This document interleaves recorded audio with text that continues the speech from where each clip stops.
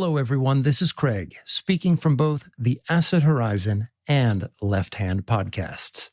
Today, I'm sharing a recording that originally lived behind the paywall over at LEPHT HAND.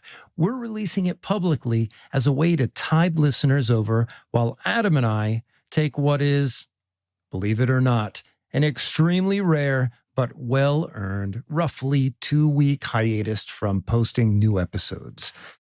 That said, I can almost guarantee that somewhere amid this retreat, this brief refusal of our usual self-imposed obligations, I'll likely sneak away to the studio at least once over the next 14 or 15 days to record something for one of our cherished podcasts.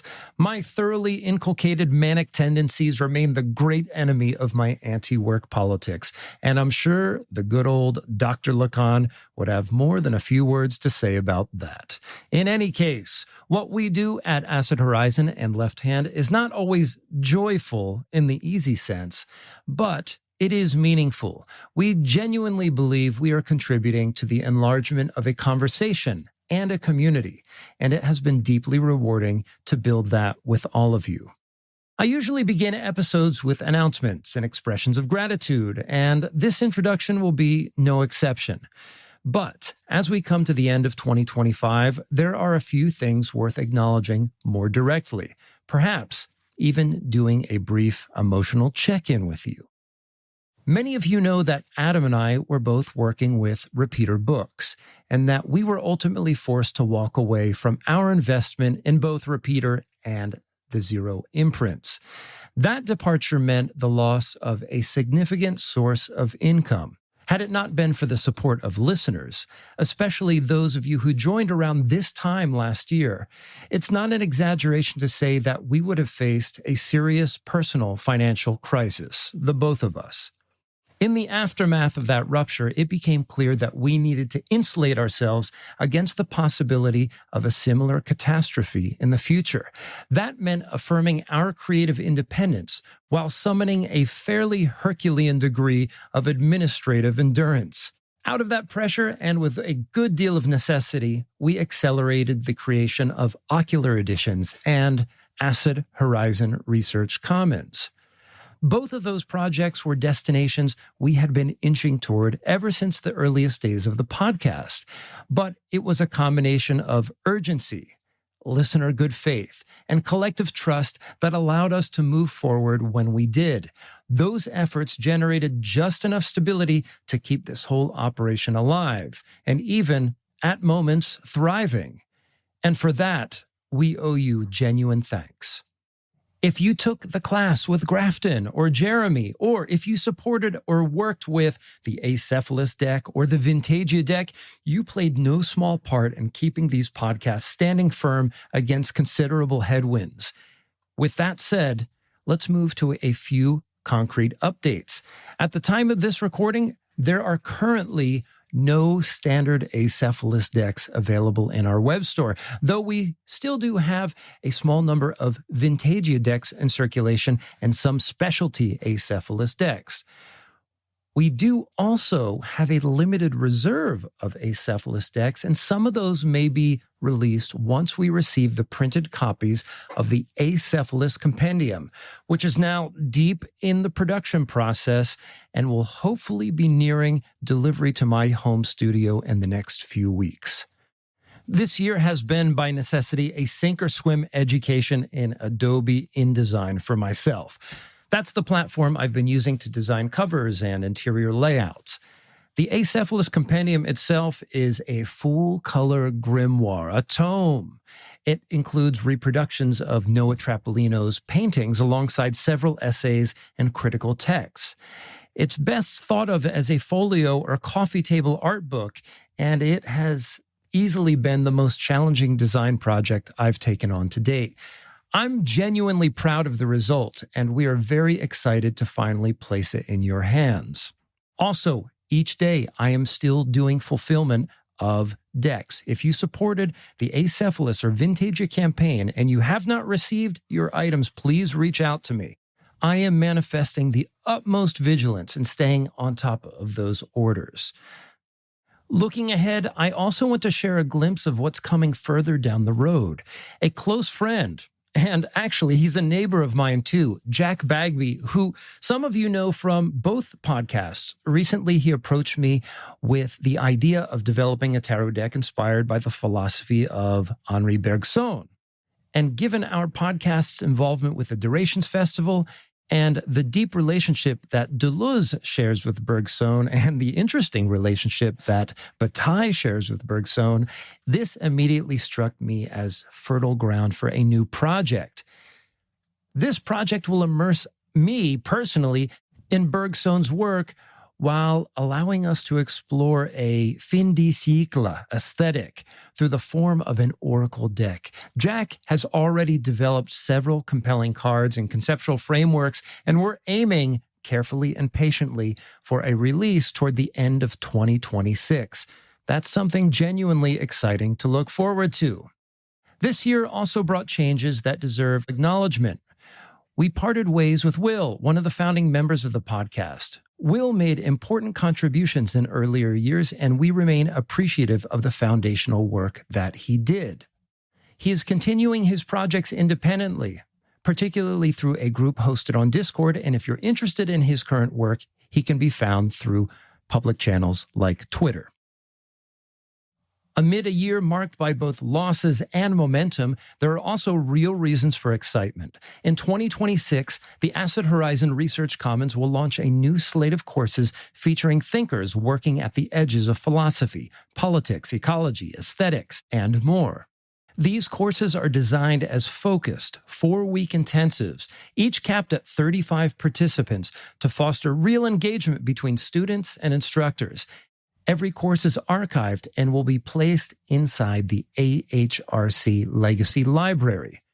One of the first courses out of the gate in 2026 will be Acid Communism, a world that could be free, taught by Emma Stamm. Emma will also be joining us in a broader capacity this coming year.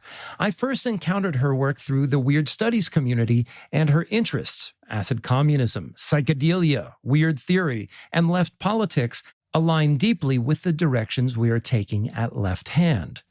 Emma will be hosting and co-hosting episodes on LEPHT HAND as we push further into the intersections of philosophy, politics, psyche, and, more explicitly, the psychedelic. She will also likely appear on some Acid Horizon episodes in the months ahead, for which we're extremely grateful as Adam and I continue building new aspects of the broader Acid Horizon collective. Despite my promise to myself not to record anything during this break, you may still see us appear on a live stream or two before the end of the year, especially as we approach the launch of the new AHRC courses. Patrons of either podcast will receive early access ahead of the public launch on December 15th. And if you're paying attention this weekend, you may even slip quietly into the front of the classroom. Before closing, I want to offer sincere thanks to a few people who helped propel Acid Horizon forward this year. Francis Harris of the Durations Festival, Stuart Kendall, the inimitable translator of Bataille, and of course, Gilgamesh, and Meredith Graves, who will be teaching a course on philosophy and magic in early spring, and who has worked tirelessly behind the scenes to help bring Acid Horizon into 3-dimensional space. I also want to thank everyone who supported and signed on to the Boycott Watkins campaign, especially Maddie Colhoun, whose vigilance and journalistic clarity were invaluable on her blog. Those of you who put your names forward without hesitation, that courage will not be forgotten. And, of course, my deepest thanks to Adam, who has been working so diligently to ensure that I keep working so diligently to ensure that the cycle continues. I also want to thank Nico Gargiulo, Jack Bagby, and Kevin Sims, local friends whose support has helped our community take tangible form, including our work with Open Music PA, which remains one of the most beautiful things we've been able to do together this past year. Finally, thank you to everyone who listens, supports, shares, fights, and finds one another in public. With that, I will step aside for now. What follows is a review and discussion of Gianni Vattimo's essay Beyond the Subject, a text that pushes past the metaphysics of the sovereign self and into the terrain of what he calls weak thought, hermeneutics, and post-Nietzschean philosophy. I hope you enjoy it. Take care of yourselves and have a healthy and happy new year.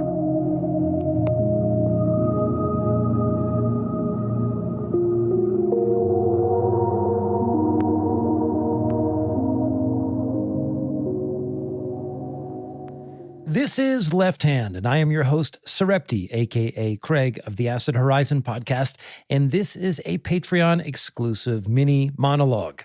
Gianni Vattimo was an Italian philosopher. He was born in 1936 and passed away in 2023. He was known for his contributions to the subfields of hermeneutics, and he is now recognized as an important figure in what is called postmodern philosophy. Some of his dominant influences being Nietzsche, Heidegger, Bataille, and Gadamer, Vattimo is known for developing a concept called weak thought, a rejection of metaphysical absolutes in favor for an open, pluralistic, polyvocal, and interpretive approach to reality.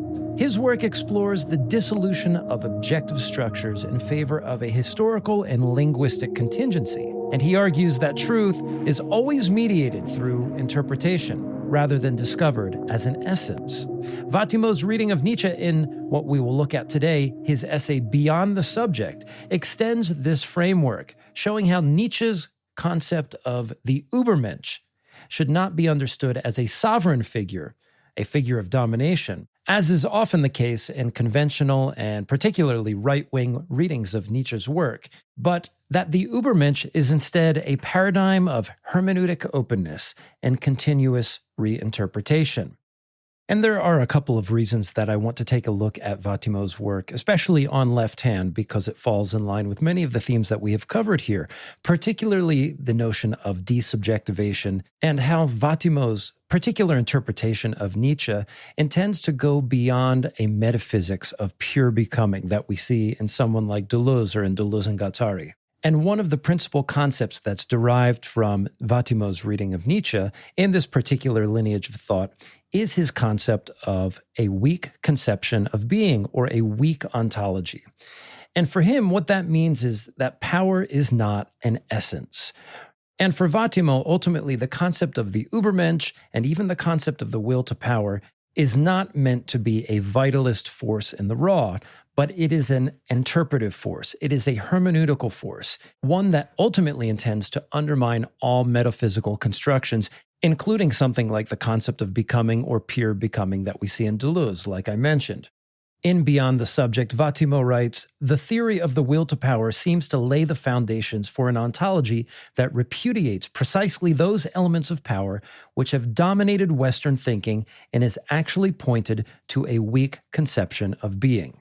And so with Vattimo's reading of Nietzsche, we get a conception of Nietzsche's work that maps onto a not so unfamiliar left-wing reading of Nietzsche, one inherently suspicious of ideology, inherently suspicious of essence and its totalizing nature, everything from Plato's forms to Christianity to the notion of Descartes' cogito, everything comes under fire that presumes to maintain a metaphysical constitution that cannot be deleted from the cosmos. And with that said, let's go ahead and take a look at Beyond the Subject from top to bottom. At the very top of Beyond the Subject, Vattimo introduces two mediators who will become important in establishing some of the parameters with which he conducts his own interpretation of Nietzsche's Übermensch. Vattimo points out that in George Bataille's essay, The Old Mole, the use of the prefix sur in French, such as in surhomme, Superman, or surrealism, is imbued with a sense or connotation which marks the Uber in Übermensch as a kind of overcoming. And one of the interpretations of Übermensch that Vattimo is trying to head off from the very beginning are those fascist interpretations where the concept of the Übermensch was identified with the very peak of Western civilization, the creation of a very specific kind of resolved or reconciled absolute figure of both cultural and political achievement that Vattimo calls the reconciled subject. Now, this is something that we see in the dialectics of Hegel, the procession of history as the evolution and growth of consciousness in the capital S subject that realizes itself through the development of concepts, the realization of their errors, and the subsumption of those concepts into the total process of absolute knowing. Now, for those who are familiar with the work of George Bataille, this is precisely the genius and the horror that is Hegel's philosophy. A metaphysics of the absolute that's so thoroughly circumscribed that preempts both experience and life with a capital L by imposing upon it the necessity of the concept of absolute knowledge. And hence, Bataille's work emerges as a kind of counter-philosophy to the conceit of Hegelian thought. Hence, we get concepts like non-knowledge, the limit experience, transgression, and so forth as ways to seize back the life that has been smothered by metaphysics. So for Vattimo, the concept of the Übermensch is not merely an overturning of all of the ideals and principles that ground a notion of humanity. It's about attacking the very root of philosophical dogma itself, which for Vattimo is dialectical thinking, in both its idealist form and its materialist form, with the ensemble of thinkers being Hegel and Marx. He writes that it is precisely against dialectics that we must measure Nietzsche's effort to diagnose the evils of modern culture, while suggesting some memories. The question of the meaning of the Über becomes thus a crucial factor in the discussion of the relation between Nietzsche's thought and dialectical thought. This factor, in turn, is decisive for anyone who looks to Nietzsche with theoretical expectations, that is to say, seeking answers still pregnant in the future.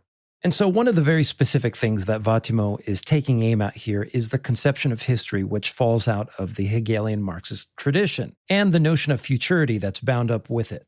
And perhaps you've heard me say on this podcast or on Acid Horizon how Nietzsche's philosophy endeavors to undermine notions of metaphysical finality. In Vattimo's language, this is the notion of reconciliation. Vattimo concedes that the concept of the Übermensch has some of the features of the reconciled subject that we would see, for example, in Hegel's philosophy. However, it's the introduction of the concept of the eternal return, particularly as we see the marked shift in Nietzsche's Thus Spoke Zarathustra, where Zarathustra gives up the pursuit of the highest teaching, being the teaching of the Overman or the Übermensch, and himself becomes a disciple of the teaching of the eternal return.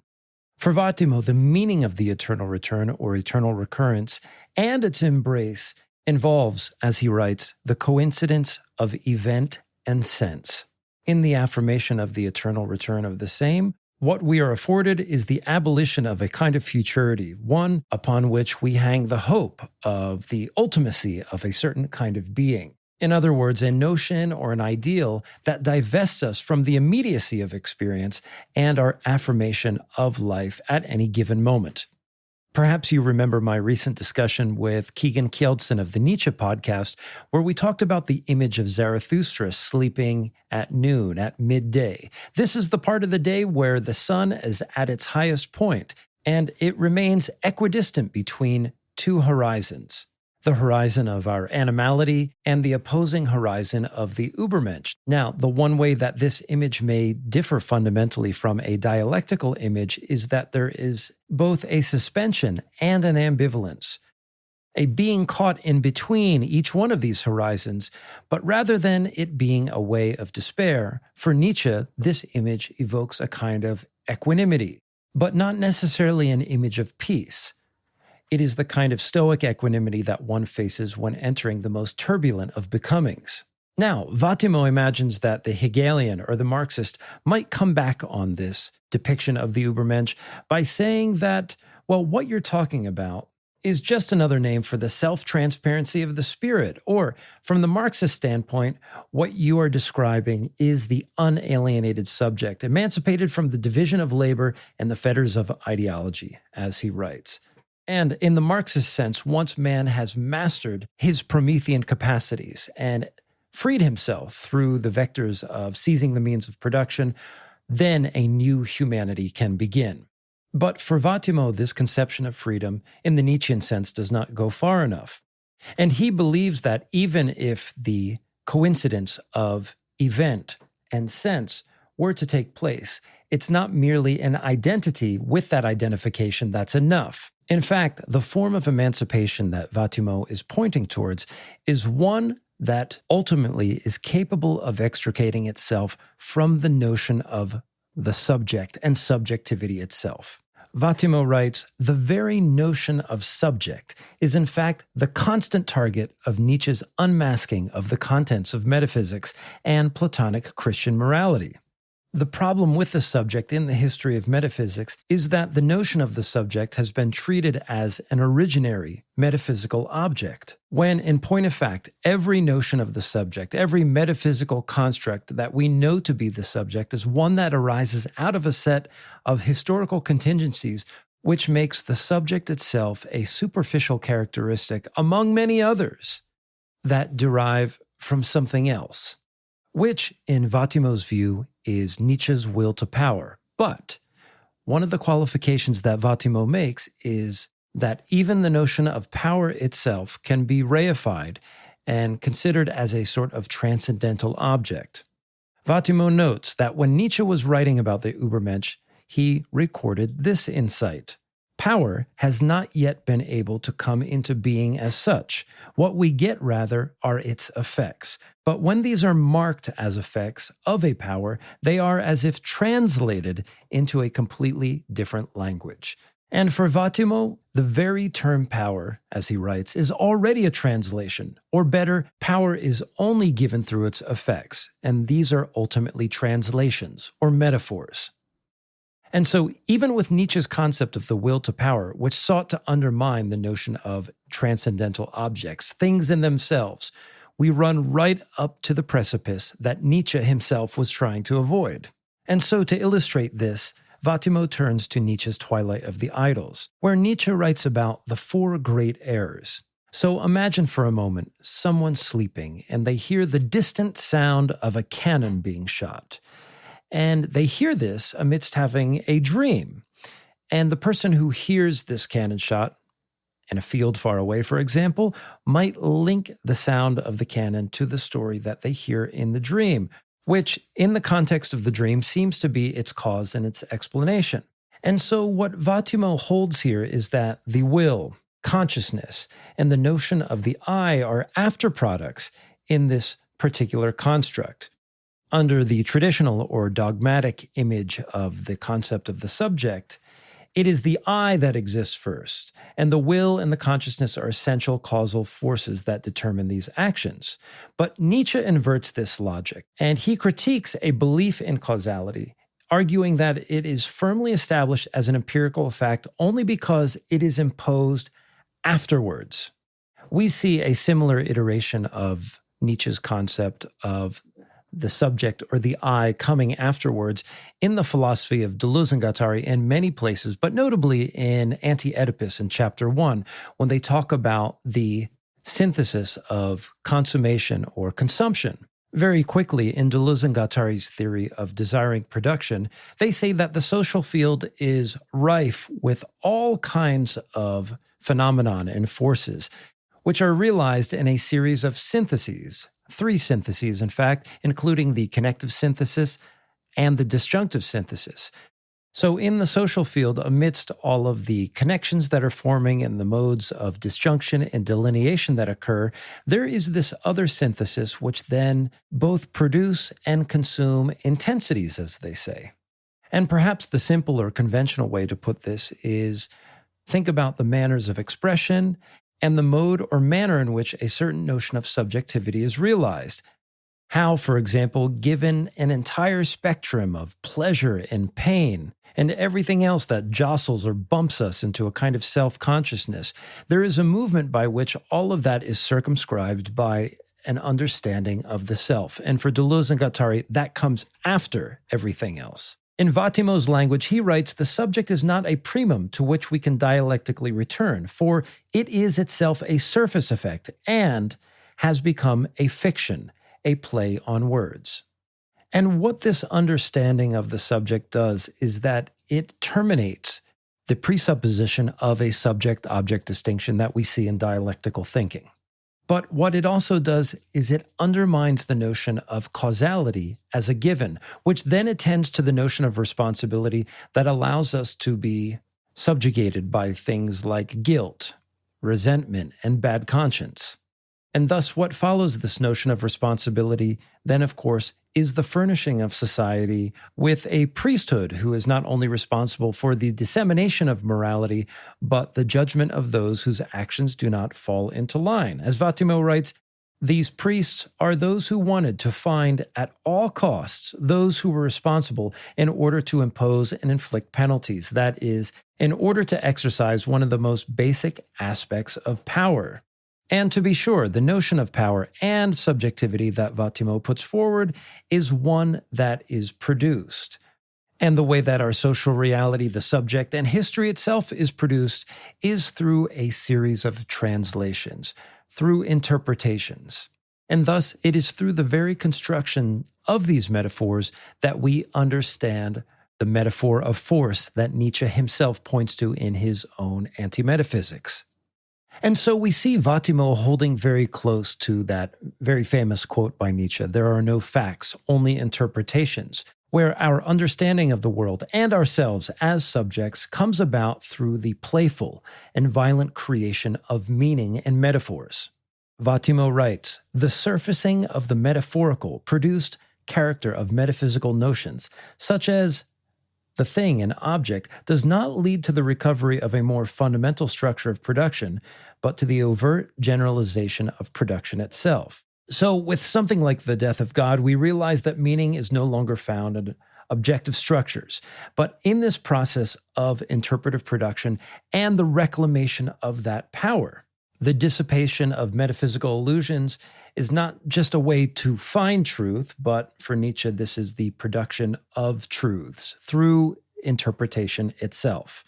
And so one of the really radical moves that I think Vattimo makes compared to his counterparts like Deleuze is that the will to power, well, in Deleuze and Guattari, we see this translated into a notion of desiring production, is often seen as a kind of doctrine of power or vital force. But Vattimo says that this is a dangerous game because this puts us right back into the metaphysical temptations that Nietzsche himself tried to undermine. A better reading of the will to power is the radicalization of the notion of hermeneutics or interpretation. And so the principal reason that Vattimo says that we should not consider the concept of the Übermensch as a subject is because it is lodged within the logic of destitution, the destitution of the metaphysical notions that undergird things like Platonic theory and Christianity. This, for Vattimo, is buying into the tendency towards a strong ontology that we see in the history of Western metaphysics. Instead, Vattimo elevates the figure of hermeneutic openness and play, and that by radicalizing this notion of interpretation, we create a more ludic approach to ethics and axiomatics. He writes that the Uber of the Nietzschean Übermensch therefore does not allude to an overcoming of a dialectical kind, nor does it hark to the exercise of a will to life, which is manifested in the struggle for existence, or, less grossly, in the scientific technological programming of the world. The Uber is thought of instead as the basis of the characteristic structure of the hermeneutic experience. Thus, for Vattimo, the creation of signs, the creation of metaphors, and the creation of interpretations is the only way to make the will to power discrete, to think of the will to power as something in and of itself, a kind of thing in itself, is to perceive it as a kind of fixed metaphysical force, even if we were to imagine it to engender a kind of fluidity that operates beneath the surface. We can only know the will to power by navigating the corridors that have been created by hermeneutical structures or by constructing new metaphors and interpretations ourselves. Vattimo's conception of the will to power as a weak ontology then heads off the notion of a will to power as a force for domination. And to put it bluntly, the notion of a strong ontology has been the very thing that has dominated the history of Western philosophy through notions of power, unity, and vital force. Vattimo writes, "In the end, the theory of the will to power seems to lay the foundations for an ontology that repudiates precisely those elements of power which have dominated Western thinking, and is actually pointed towards a weak conception of being. Thus, at the end of the day, the Uber in Übermensch does not point to an ideal type, but rather it's thought as the basic characteristic structure of hermeneutic experience. Vattimo's notion of the will to power as a radical hermeneutics thus presupposes a continuous destitution of meanings and concepts within the world, inasmuch as it involves a constituent event. But the utter porousness or perforated aspect of that which is created in an act of radical hermeneutics must always be realized in some sense. Inasmuch as the Uber in Übermensch refers to going over, it also means that it is going over something. That acts of interpretation can ultimately never fall victim to the kinds of metaphysical legitimacy demanded by a strong ontology. Thus, the Uber in Übermensch reveals in the hermeneutic act the potential to liquidate philosophy. And so maybe just a way to finish up. How does Vattimo critique the philosophy of Gilles Deleuze? Well, the one thing that they do have in common is their celebration of Nietzsche's work.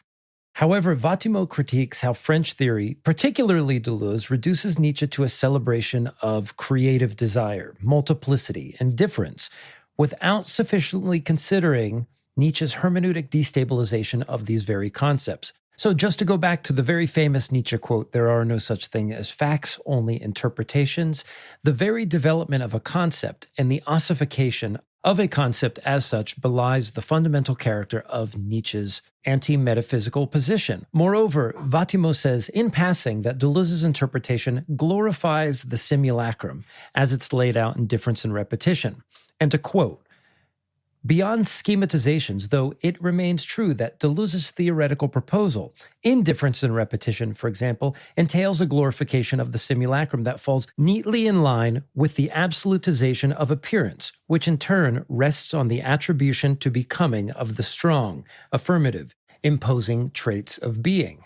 So for Vattimo, while it is true that Deleuze's philosophy emphasizes the creative aspect of Nietzsche's work, in taking up a metaphysical interpretation of Nietzsche, Deleuze's theories risk smuggling in, once again, this strong conception of ontology that Nietzsche himself resists.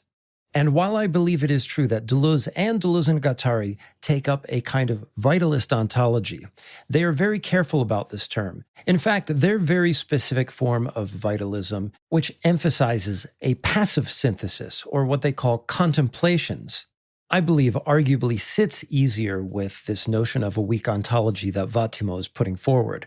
But those are concepts that I believe that should be unpacked on their own, so I will leave that for another time. I would also argue that Deleuze's successive iterations of particular concepts, such as the concept of a body without organs that we see in his early work in Proust and Signs and in The Logic of Sense, and which we see recast in his later work with Félix Guattari, abides in its own particular logic of destitution and reconstitution in the variable makeup and usage of these concepts across different texts. Nonetheless, this is something that Vattimo is going to distance himself from and is also going to be reflected in his own conception of the practical application of these ideas. So take, for example, the difference between Vattimo's hermeneutic play and experimentation with the notion of schizoanalysis that we see in Deleuze and Guattari. Deleuze and Guattari's ontology of desire then presupposes this infinite creative play within the realm of desire as a kind of force. And to be sure, for Vattimo, this concept of force doesn't set itself up in a way that allows itself to be dissipated within the context of its own theoretical construct. However, for Vattimo, the idea of hermeneutic play is different. He writes, "The experiment is not, therefore, pure effusion. It requires an effort that somehow presupposes a normative criterion. Only in this way can we speak, as Nietzsche does, of experimenting above all with oneself." So in Vattimo's view of hermeneutics, he leaves a space open that's unimpeded by any sort of metaphysical conception. And without that metaphysical bounding, it allows a radical hermeneutics to become a normative act of self-transcendence that allows for a transvaluation that is capable of moving beyond metaphysics and perhaps even philosophy itself. I just want to say thank you for listening to this mini monologue today on Left Hand. Because you are a patron and because you have subscribed, you will get extras like these every so often, maybe even every month going forward. I look forward to your continued support, and I will be back again soon with more monologues and more interviews. Okay, take care.